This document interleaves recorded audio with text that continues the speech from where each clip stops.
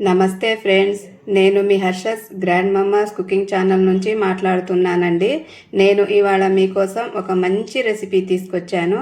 అదే bamboo chicken biryani.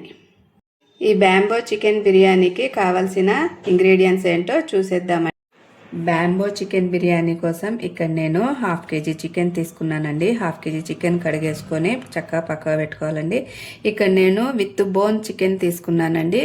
మీరు boneless chicken అయినా తీసుకోవచ్చు, అది మీ ఇష్టము. ఇక్కడ నేను 1/2 స్పూను పసుపు, 2 spoons ginger garlic paste, 1 spoon కారం, 1 spoon homemade biryani masala అండి. అన్ని దినుసులు కలిపి చేస్తాను నేను. 1 స్పూన్ ఉప్పు, 1 స్పూన్ ధనియా జీరా పౌడరు, ఇంకా 1 కప్పు పెరుగు తీసుకోవాలండి. 2 మీడియం సైజు ఉల్లిగడ్డలు తీసుకోవాలి. ఈ ఉల్లిగడ్డలు సన్నగా తరుక్కొని నూనెలో బ్రౌన్ షేడ్ వచ్చే వరకు వేపుకోవాలండి. తర్వాత 2 నిమ్మకాయలు, 4 పచ్చిమిరపకాయలు తీసుకోవాలి. గార్నిష్ కోసము కొంచెం కొత్తిమీర, కొంచెం పుదీనా వేసుకోవాలండి. ఇప్పుడు నేను ఎలా చేయాలో చూపిస్తానండి. ముందుగా మనము ఈ 4 పచ్చిమిరపకాయలు, కొంచెం కొత్తిమీర, కొంచెం పుదీనా వేసుకొని కచ్చా పిచ్చగా నూరుకోవాలండి. ఈ 3 ఇంగ్రీడియంట్స్ వేసుకొని కచ్చా పిచ్చగా మిక్సీ పట్టుకోవాలండి. పట్టేసుకొని మనం చికెన్లో కలిపేసుకోవాలండి. ఈ చికెన్ ఇప్పుడు అన్ని ఇంగ్రీడియంట్స్ కలిపి మ్యారినేట్ చేసేద్దామండి.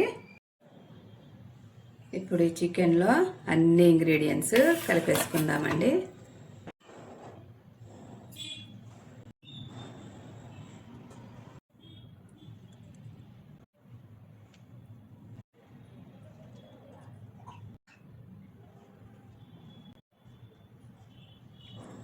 ఇలా పచ్చిమిరపకాయలు, కొత్తిమీర, పుదీనా ఇలా కచ్చా పచ్చాగా నూరి వేసుకుంటే చికెన్కి చక్కగా వాసన తొందరగా పట్టేస్తుందండి.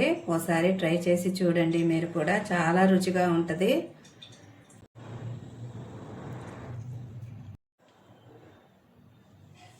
ఇప్పుడు ఇది కలిపేసుకొని చక్కగా చికెన్కి పట్టించేసి 1 గంట మ్యారినేట్ చేద్దామండి. అంతలోపు ఈ 2 ఉల్లిగడ్డలు ఉన్నాయి కదా, అవి సన్నగా తరుక్కొని నూనెలో గోల్డెన్ బ్రౌన్ వచ్చే వరకు వేపుకోవాలండి. వేపుకున్నాక ఈ చికెన్లో సగం వేసుకోవాలి, సగం గార్నిష్ కోసం మనం పైన చల్లుకోవాలండి.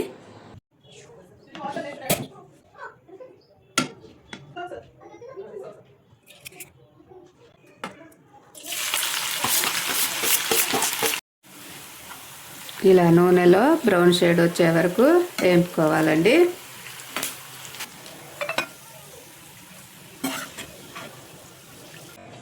ఇప్పుడు ఈ ఉల్లిపాయలు గోల్డెన్ బ్రౌన్లో వేపుకున్నాం కదండి, అవి కొన్ని తీసి ఈ చికెన్లో వేసి కలిపేసుకుందామండి.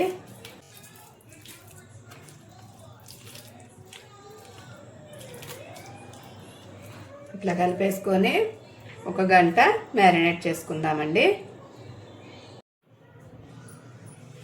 అంతలోపు మనం ఈ 2 బొంగులు తీసుకొని చక్కగా కడుక్కొని పక్కన పెట్టుకోవాలండి.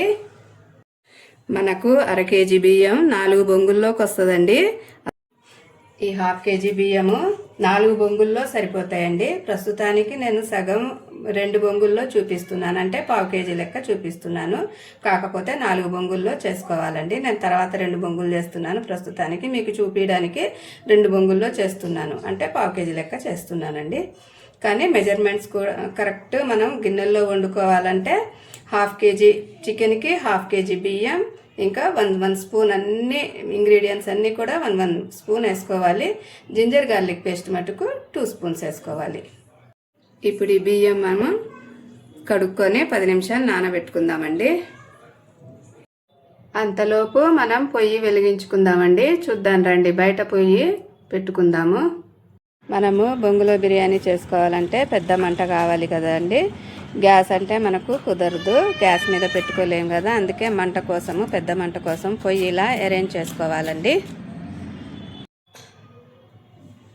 ఇవి 125 గ్రామ్స్ బియ్యం అండి. ఇందులో మనం 3 ముక్కలు చొప్పున వేసుకొని మసాలా వేసుకొని చక్కగా కలుపుకొని 4 బొంగుల్లో నింపుకోవాలండి. ఇలా కలిపేసుకొని మనం 4 బొంగుల్లో నింపుకోవాలి. 1/2 కేజీ సరిపోతుంది అనమాట. చక్కగా లూజుగా కూడా ఉడికిద్ది. మన గిన్నెలో ఉడికినట్టు లూజుగా పలుకులు ఉడికిద్ది. మనం పావు కేజీ వేసుకున్నాం అనుకోండి, సరిగ్గా ఉడకదనమాట. ఇందులోనే ఒక గరిటెడు ఆయిల్ వేసేసుకోవాలండి. వేసేసుకొని కలిపేసుకోవాలి.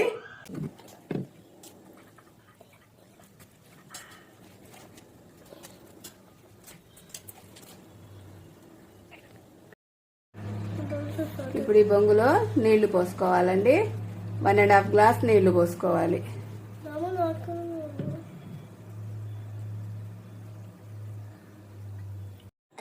ఇలా బొంగుల్లో నింపేసుకొని 4 బొంగుల్లో 125 గ్రామ్స్ ఇలా నింపేసుకొని 3 ముక్కలు ఇలా కలిపేసుకొని అన్నీ నింపుకోవాలండి. నింపుకొని ఇలా మూతల్లాగా, ఇది అరటి ఆకుతోటి చేసిన మూత అండి.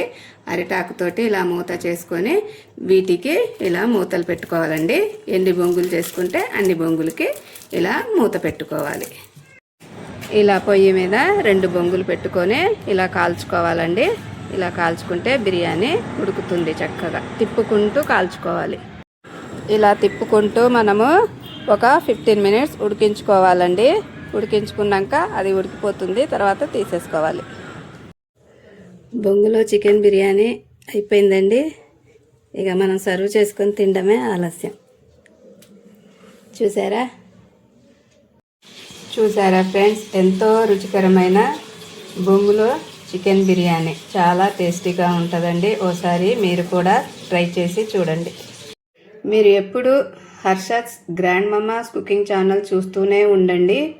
నేను మీకోసం కొత్త వెరైటీ రెసిపీస్ తీసుకొచ్చి చూపిస్తాను. మీకు ఈ వీడియో నచ్చినట్లయితే లైక్, షేర్ అండ్ సబ్స్క్రైబ్ చేయండి. వీడియో చూసినందుకు ధన్యవాదాలు.